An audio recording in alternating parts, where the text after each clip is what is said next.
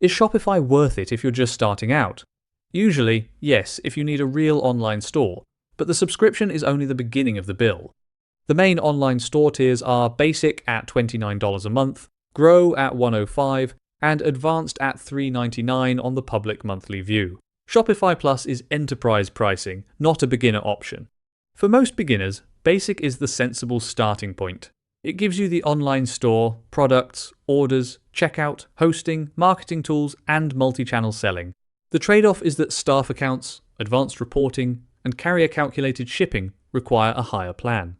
Then come the transaction costs.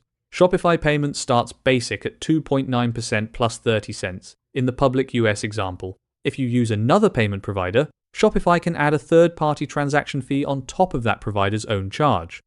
Apps are another common surprise. Shopify documents subscription, usage-based, and one-time app charges, and some developers bill outside Shopify.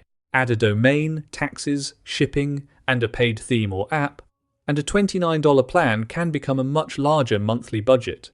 If you also sell in person, Shopify POS connects online and retail selling. POS Lite is included, while POS Pro is an extra subscription per location. That is useful for a real shop, but unnecessary for a web-only beginner.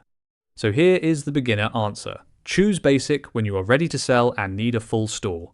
Start lean, keep apps to a minimum, verify your local payment rates, and upgrade only when staff, reporting, shipping, or volume makes the next tier pay for itself.